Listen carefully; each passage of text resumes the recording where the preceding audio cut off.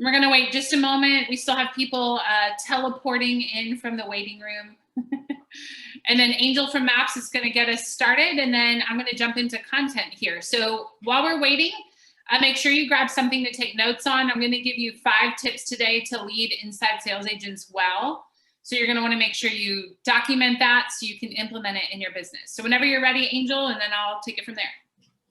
Alrighty, yes, hello everyone, and welcome to today's webinar, 5 tips for leading ISAs well with Maps Coach Anna Krueger. Please note this meeting is being recorded and will be available within 24 hours on the Maps Group YouTube channel. You may access the YouTube channel from your Zoom confirmation email, and we will also share the link in the chat momentarily. Currently, everyone is on mute, and we do value group participation, so we ask that if you have any questions, please type them into the questions box located on the bottom of your screen. Your questions will be addressed by your coaches throughout the webinar.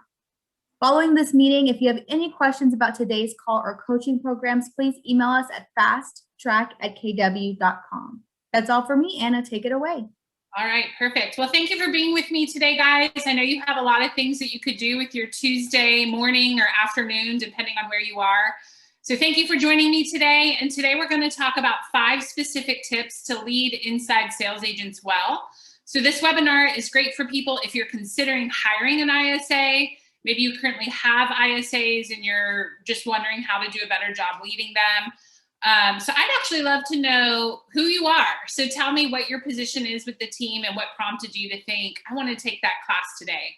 So what we're going to do is I'm going to share the 5 tips, and then I'll open it up to Q&A, and we're going to be out of here in 27 minutes, 30 minutes total. So let's get started. So first, just to introduce myself in case we haven't met before, my name is Anna Krueger, as you can see here in the Zoom room, and I've been doing inside sales since 2006, so quite a few years now.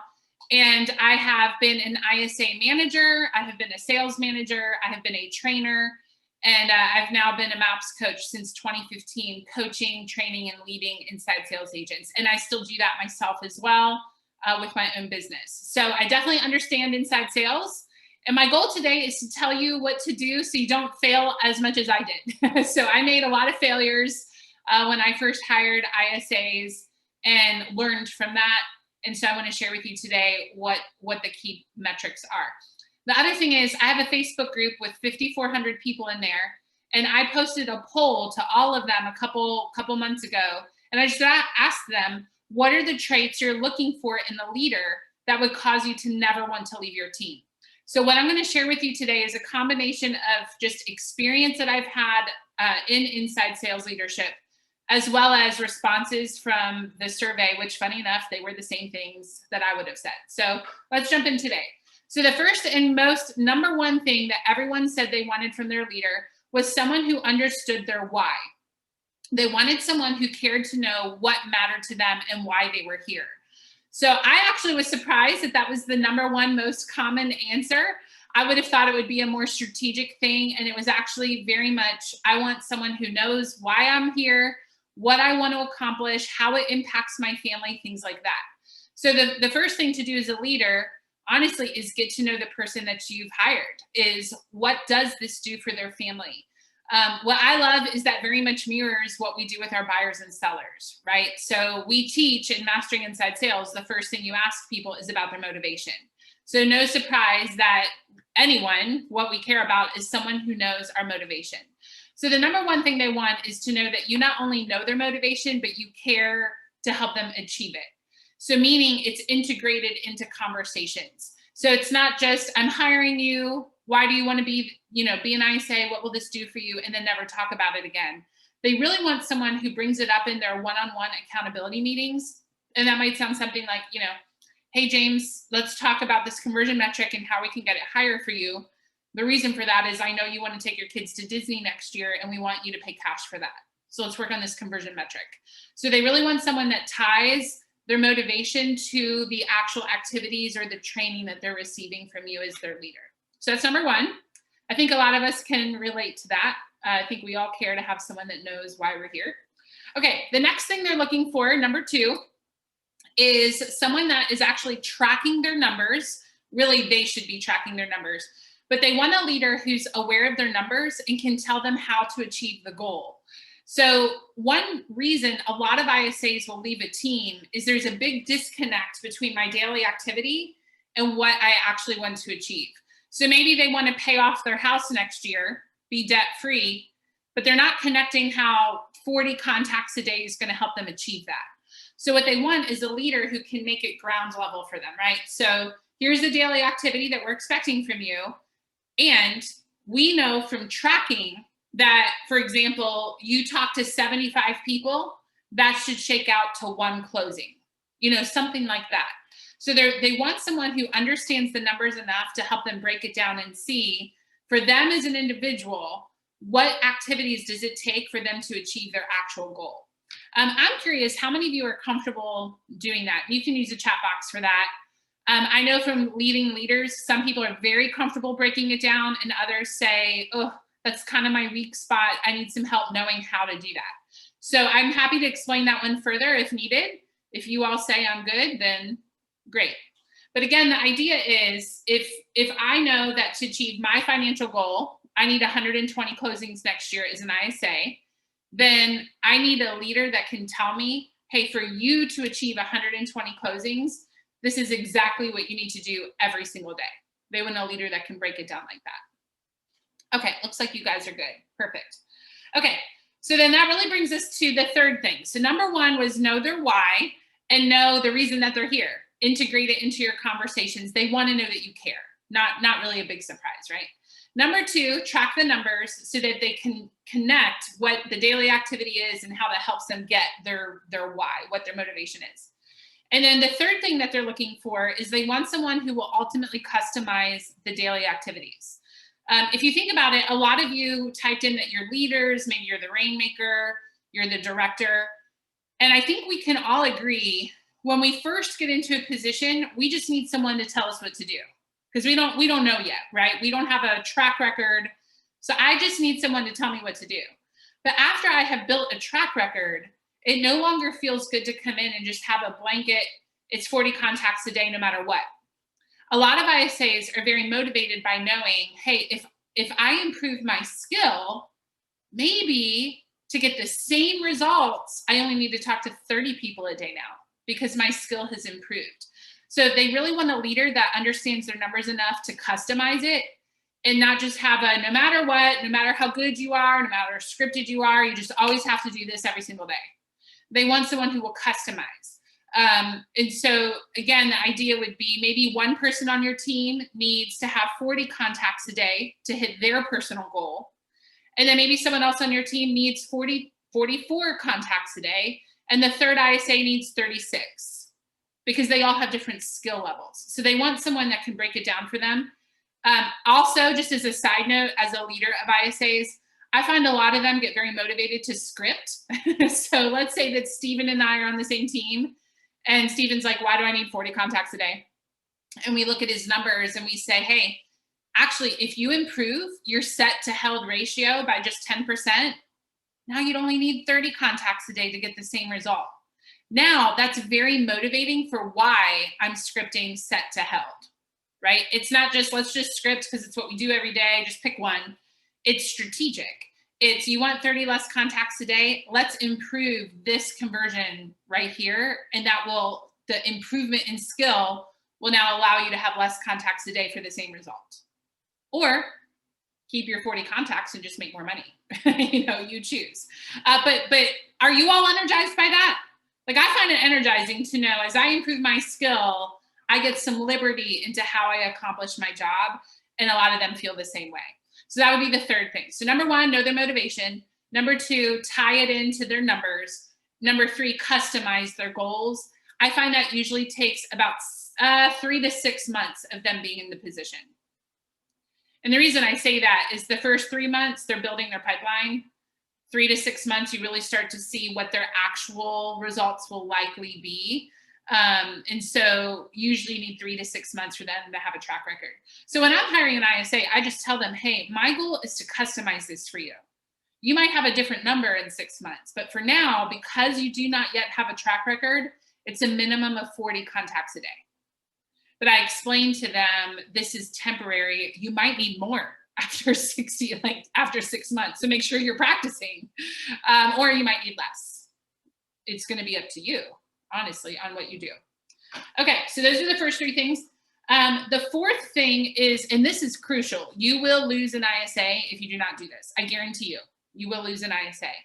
The fourth thing is you need to make sure that you report back to them on what happened with the appointments that they set for you. So we're not necessarily talking today about traits we're looking for in ISAs, although I'm happy to go there if you want. We're going to have plenty of time on this webinar for Q&A.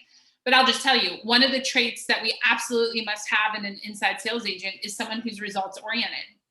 Can you imagine? This is the lifeblood of our business. The person doing inside sales is they are generating the influx of income for our business. We absolutely must have someone who's results oriented.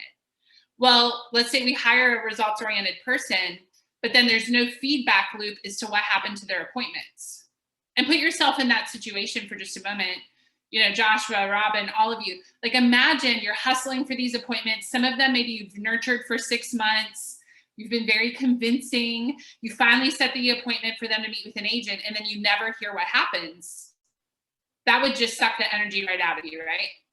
So that is, you will lose talent. You will lose talent. And I'll even go so far, this is a bold statement, okay? I will even go so far as to say, if you have an ISA that's okay not getting feedback, they're probably not the right ISA. Because the right ISA is going to be results oriented. So if you have someone who's not at all bothered by not getting feedback, they're probably not actually the right person for the job long term. I know that's a bold statement, but I want y'all to succeed, so I will make a bold statement. Okay, so know their why, track their numbers, and connect their why to all of that. Third thing is customize their goals. Number 4 is give them feedback on the appointments. The 5th and final thing, and then we'll open it up to Q&A, is treat the position with respect. Treat the position with respect. So I'll share with you a painful story. It had a good ending, but I was sitting in the office one day, and I was very motivated by helping my agents achieve their goals. So for example, I knew our listing agent wanted to help her husband pay for med school debt-free, so that as soon as he was done med school, they had no debt and she could become a full-time stay-at-home mom. That was her personal goal. I was very motivated by that. When I didn't want to make calls, I would think, but she wants to put her husband through med school debt-free. I have to make calls. So her motivation helped fuel my behavior. Well, imagine that. And I'm in the office one day and I hear the agents saying the ISA position is not as respectable as the agent position. So imagine sitting there with the heart of, I'm here to help our agents achieve their goals too, as well as mine and the buyers and sellers. But then hearing it talked about that way, right? It honestly kind of crushed me a little bit, to be honest with you. So had to give myself some time, because honestly, I was kind of angry at the time. I just couldn't believe that we were having this discussion. They said, we're the brain, you're the hand. You know, it'd be inconvenient to not have you, but we wouldn't die without you. And that's just not good team spirit, right? So and I see Joshua shaking his head. So anyway, the good thing is it prompted a conversation, and it came to, where did this perception come from? Because I view it, and we view it as really, we're all equal. I can't survive without the agents closing out the appointments, but they also need the appointments the inside sales agents are putting on the board. So to me, we're all the same, right? There's not a better or lesser or more important or less important. Well, the feedback was actually really helpful because we created that culture without knowing it. And so what we did is we would hire inside sales agents. We would hire agents, buyer agents and listing agents. And the way we would word it is, you will start as an ISA for 3 months. And then you will promote into being a buyer's agent or a listing agent. Well, as soon as we had this conversation, it's like, well, yeah, obviously, like, we created that environment. No wonder because we're basically saying inside sales is the entry point. And then from there, you blossom into an agent. And that's not actually what we were wanting to say, but that the wording caused that perception. Makes sense? So we changed it to, everyone starts as an agent in training. So if you're an ISA, a buyer agent, a listing agent, all of us, we start as an agent in training for the first 60 days, 60 to 90 days. Then after you pass, and on our team, we'd give everybody a jacket that said the Haro group. It was kind of a big deal. But after you get out of that 90 days, you are no longer an agent in training, and you are either a buyer agent, a listing agent, or an inside sales agent. So basically, the activities were staying the same, but we talked about it in a different way. And talking about it in a different way changed the culture, okay? The other thing that Haro did as a result of this debacle, which I really appreciated, when we now had closings, it used to be, hey, agent so-and-so, great job, you had a closing. And he changed it to, hey, agent so-and-so, great job on that closing. That was a lot of work. I'm curious also, where did that lead come from? And so his questions prompted the conversation of, oh, that came from, you know, James, the inside sales agent. He nurtured them for 6 months for me. So that really helped as well. So the fifth and final thing is treat the position with respect. And just watch. I don't think anyone ever intends to diminish the role. But if you're like us, we created the culture that it's a lesser position just by the way we talked about it. You start as an ISA and then you promote into your other position. So just change your verbiage, make it agent in training, and then you become buyer agent, listing agent, inside sales agent. And that should actually really fix that. Okay, so those are the 5 things. I see some questions here in the chat box. Kristen, I just put my email in there. Let me tell you real quick where to find more info, and then really I'll open it up to Q&A to anything else you guys want to chat about when it comes to leading ISAs. But we had a lot of questions come in very similar, and sometimes the questions would be an email where it's like, that's actually like 3 hours worth of coaching because it's so much information people are asking about. So that really opened the opportunity to start a coaching program. It's called How to Hire, Train, and Retain ISAs. And it's really for the leader on just exactly that. The first session and a half are the hiring piece. So who are you looking for? Where do you find them? I give you an ad that you can post, and we really just talk about, what does this look like? What do you pay them? Do you do, you know, a junior agent model or an ISA model? Do you do local or virtual? We cover all that stuff. Then the middle of the class is really about, how do you train them? So how do you lead them from within? I find a lot of leaders have what we call the drunk monkey of, oh, I've never been an ISA, I don't know how to lead it. And I just want to say that is not true. Maybe your position title has not been inside sales, but if you have a business big enough that you're needing to hire an ISA, you clearly have done lead gen, right? You've done lead gen. You know how to lead gen. You know how to convert leads. So don't let it get in your head that you maybe haven't been that actual position. If you have talked to people and converted them into leads for your team, that's inside sales. That is inside sales. So you do know how to lead them. So the middle portion of the class is how to lead, how to train them. And then the last portion of the class is how to keep them. We want to keep them on the team once we've done all that. So you can learn more about that class by going to masteringinsidesales.com. No, that's the other class. I'm sorry. Go to mapscoachanna.com. mapscoachanna.com. And that class is actually starting in about 2 weeks. You'll see it right here. This redirects you to the MAPS page. But if you just go to mapscoachanna.com, you'll see this class right here. And then we do have a class also for the inside sales agent listed right here. Real quick, Maps and Angel, thank you. I have a lot of rainmakers that are high D, right? Which, if you don't know what that is, it's the fast paced, I don't want to wait. I'm that as well. So I don't want you to have to wait till October 21st for the class. So what we did is we put last class in there on demand. So were you to sign up today, you can get all of the 5 sessions of the last class today. You can watch them all this afternoon if you want to. And then still join us for the live class starting October 21st, okay? So that way you don't have to wait. If you're hiring right now, you might not want to wait till the 21st. So mapscoachanna.com, and then you'll see both classes sitting there, the one for the leader and then the one for the actual inside sales agent. Okay, great. So that's the content for today, and we have 10 minutes left for Q&A, or perhaps you want to share something that you have found works well for your team. That's fine as well. So go ahead, let's open it up. You can unmute yourselves, questions or something you want to share.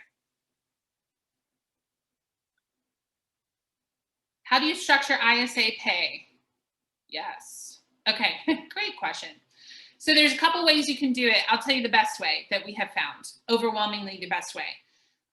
One, make sure your ISA is licensed, because you cannot pay commission if they're unlicensed. So you're going to want to make sure that they're licensed. Also, that'll help protect you legally in a lot of ways. Okay, so I recommend that they become licensed. And then the best way that we have found is a base pay, usually $2,000 a month. Now, if you live in California, it's probably going to need to be $3,000 a month. You know, it's just, you got to look at your cost of living where you are. But most common we find is a $2,000 a month base pay plus commission. And that usually is 5 to 10% of whatever the team gets. So if the team got 10 grand and just off the top, before any splits happen, 10,000 commission check, then the ISA, if they're at a 10% split, we get $1,000 of that. Okay. So basically base pay plus commission. Now, one other thing I'll say is I've seen teams that when they're hiring their first inside sales agent, they want a builder.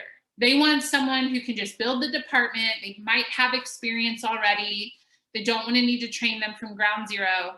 And if you want that kind of person, you're probably going to need to raise that base pay to $40,000 a year. I've seen that quite a few times. Now, obviously, evaluate your budget. You know, you may not be in a position right now to do that. But I can tell you, when I've seen teams raise the base pay to $40,000 a year plus commission, it's riskier, but you usually attract talent with experience. And that's what Haro did. When he hired me, I had a $40,000 base, and but I'd had experience. I had trained inside sales agents in a different industry for 8 years. So I already knew the job. I already knew, nothing was weird to me. When he was talking to me about contacts and conversions, it's like, yeah, I mean, I already do that. The only thing I had to learn was real estate. So that would be the one thing. When people do a salary plus bonus, and I literally just felt a physical reaction when you do bonuses. Let's say that you do a bonus for appointment set. What will happen is you will not get qualified appointments, because if someone's getting paid for sets, like, it's just risky, because you don't get paid until you have a closing, right? But if you set it up that they get paid before you have a closing, it's just incongruent with what the goal actually is, right? And I see a lot of you nodding your head. So I've had teams, I've coached them, where they'll say, we're going to do a salary plus a bonus. And I hesitate to use the word never, because that is such a strong word. But I will tell you right now, I cannot think off the top of my head of a team that had that work out well for them. They usually end up saying, I'm getting appointments that aren't very good, and it just doesn't work real well. So base pay plus commission is the best, with commission upon closing is what we see. Good. That was a great question. Thank you, Susan. What other questions do you guys have? Feel free to unmute yourself. I love interaction, so go for it. Does commission need to be paid through KW, or is it paid through the team for the ISA? Ooh, that's a good question. I'm trying to remember what mine was. I would talk with your team leader on that. I know some of this is it's Market Center specific. I feel like the Market Center sent me my check, but I would double check, Billy, because there's a lot of things with how you set up your ISA that really you talk to your Market Center for how they set it up per the state, per the Market Center. Okay. I just wanted to add that I have a new ISA that I'm using now, but yeah. And I've started more of a culture with this new ISA. With the last one, I felt like I didn't do my part. So I wasn't, and with this new ISA, I'm giving them words of affirmation. I'm continuous, like, we're communicating throughout the day, all throughout the day. And I'm encouraging her, and I'm celebrating the small wins with her. Yes, and a lot of positive things come from that. Like, her being even more motivated and just more eager to win as a team. Because I always make sure she knows that she's a big part of the team, and the team doesn't work unless she's producing for all of this, right? Yeah. So I guess what I just wanted to add onto that, because I didn't hear it brought up, was just to start a culture, within, your little team, because I've definitely noticed it's made a big difference. Yeah. Well, and a lot of credit to you, Stephen, because it really starts with the leader. So big credit to you as well. But yeah, this is somewhat off topic, but I am a Strengths Finder coach. If you're familiar with Strengths Finder, Gallup Strengths Finder, you may have heard of it. I'm way deep into it. I'm the person that the memes are about when they say we all have that friend who's into the personality test. That's me. but one thing that Gallup studies is employee retention. And one of the number one things that employees need is to feel valued and appreciated and to understand how their job impacts the greater business. And so that really speaks to that. That really speaks to that big time. Okay, I see another question here. How do you know when it's time to hire your first ISA? We do cover this in the class as well. And I only mention that because we have a short time here. But the short answer would be you usually need 2 to 3 agents per one ISA. Because when you have a talented ISA, they will produce so much business that one agent would not be able to handle it. So you usually need 2 to 3. You also want to make sure that you already have an operations assistant, because what happens sometimes we hire sales, but our operations and systems are never set. And honestly, if we just had good operations, maybe you could do more lead gen and not need that ISA quite yet, right? And another thing to look at is, do I have the money set aside to pay this person? And you have different levels of risk in this class. Some of you are okay having exactly 3 months salary set aside. Others of you would want 6 months. You know, you have to decide for yourself, when are you ready to make that hire? Do you have the money to pay them? Because it is a salary. A portion of it is salary. Okay, let's see. Yeah, go ahead. I was going to ask you, Anna, and this is because I'm going through this right now on my team. So I like number 3, the customizing and giving some liberty after some skill is there. What do you do? What do you do when the performance begins to deteriorate, and how do you bring that back around? Does that make sense? Does that question make sense? Okay. Yeah, and I don't mean to make it sound oversimplified, but just look at the numbers. A lot of times they don't realize what's happening with their numbers. So for example, Scott, one day my numbers were just bad. And it was snowing in Maryland. And my manager was like, hey, why do you think you haven't set as many appointments today? And I very seriously said, I think it's because it's snowing outside. I think people are distracted. And she kind of looked at me like, you're so cute. And anyway, she pulled up my numbers. My own contacts were severely dropped, but I actually had no idea. In my mind, I was doing the same thing I always do, and nobody was picking up the phone because it's snowing and they're all distracted. When in reality, the numbers told the story. I actually was not doing the activity I needed. So Scott, I think a lot of it is going back to the numbers.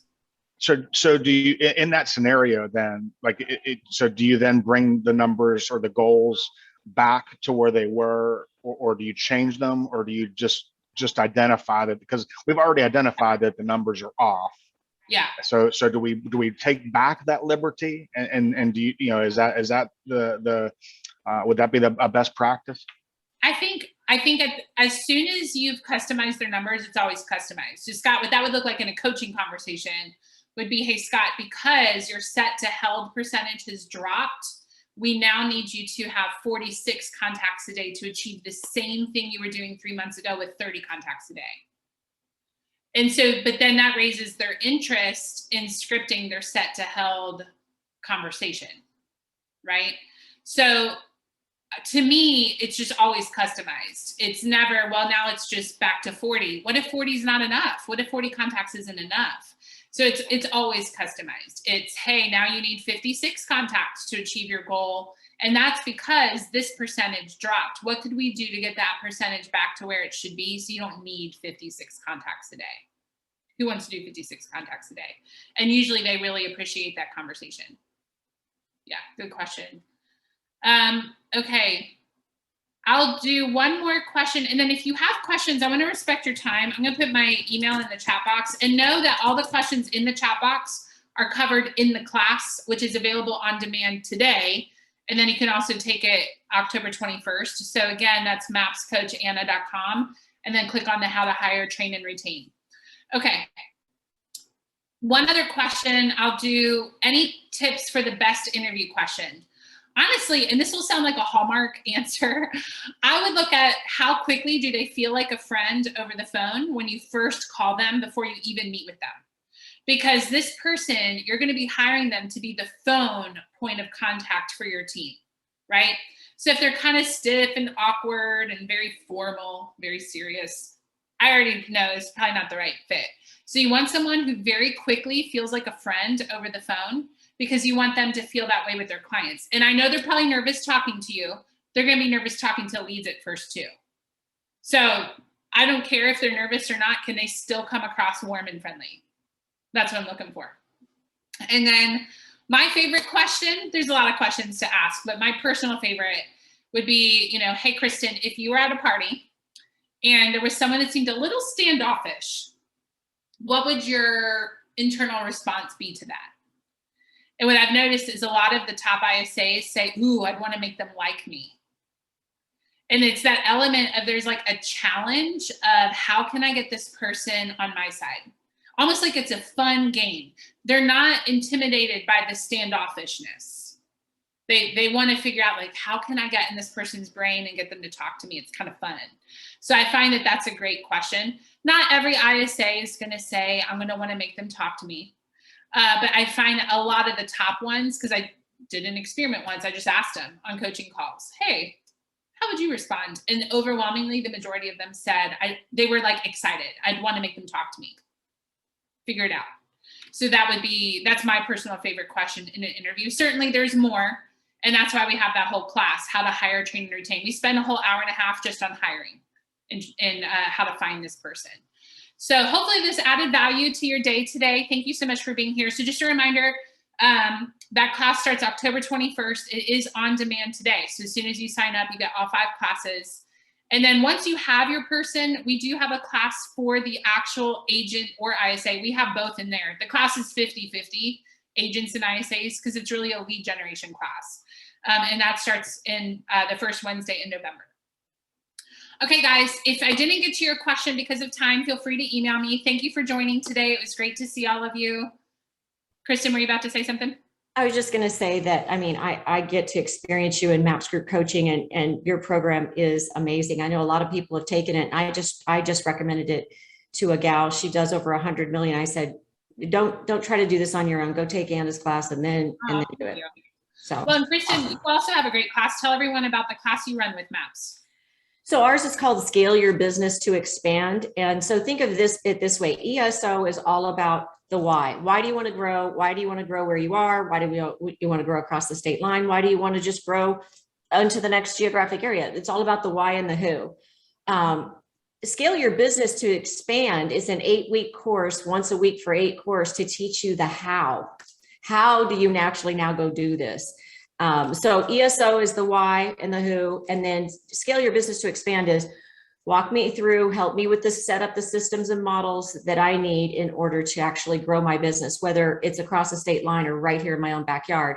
And that starts January the 12th. And if you go to, you can go to MAPS group coaching and find it, or you can just go to scaleyourbusiness.co, and it'll take you right to the MAPS sign up. Perfect. Thank you for that, Anna. Yeah, you're welcome. Yeah, I just saw you in here. I'm like, we have to highlight Kristen because she's amazing. And so I'm in here because I'm about to hire an ISA, and they're going to take your program, and so is my director of ops. So I wanted to listen to it, even though I've heard it all before. I wanted to hear it again. Yeah, I love when I see someone in here that I know knows a lot, because I think that just speaks to the learning mindset. I think that's so big. But yeah, for all of you, the mapscoaching.com/group, you can see every class that MAPS offers. For my class specifically, I just made a quick website because people were like, I can't find your classes in the big website. So that's why we have mapscoachanna.com, and then Kristen mentioned hers as well. So Anna, if I could, yeah, I'd just like to throw it out here. So 11 months ago, I started, right? And I'm the director of the department now. And through your coaching, we now have, we're at 9 people on our team. And somebody was asking about ROI. So I happen to be filling out bonus sheets today. And there was 11 closings last month that were a result of the ISAs that have been on our team for more than 6 months, which is kind of where we set that. We should expect about 6 months for that to start to come back. And we're looking at, an average home of 300,000. So you can do the math on what that return on that investment looks like. And we've got, you know, a really great team of people, and I think 4 of them are currently finishing up your Mastering Inside Sales class, and we'll have 4 new ones going through the next one that starts here in November. So it works. So there's my testimony. So yay, thank you. That makes me happy, because I remember years ago thinking, maybe if I just do this through my Facebook group for free, maybe one day it can be my job to train people. How fun would that be? It's a cool full circle moment to see that it's working and you guys are benefiting, and it makes me happy to hear. So it's awesome. Thanks for sharing that, Scott. I really appreciate it. And I'll answer that question real quick. What kind of ROI to expect in the class, how to hire, train, and retain? And I only keep referring to it because it's hard to answer that in 2 seconds, right? But we actually do 2 examples to break down, how do you know you're getting ROI? What does it look like? How do you measure it? But in general, if your ISA is bringing you 5 closings a month, you should be having freaking fantastic ROI. So I think all of you have to decide for yourself, what's my minimum? If I had less than what, I probably wouldn't keep them on the team. What's that number for yourself? Is it 3 times ROI, 5 times ROI? What's your personal metric? And then in the class, I'll teach you how to break it down and figure it out. Okay. We spend maybe 30 minutes doing math. Get excited. All right, guys. Well, hopefully I'll see you in the October 21st class, or go do the on demand. You can do that today. Again, mapscoachanna.com. And hopefully I'll see you soon, October 21st. All right, guys. Have a great day. Thanks for being here. Thanks.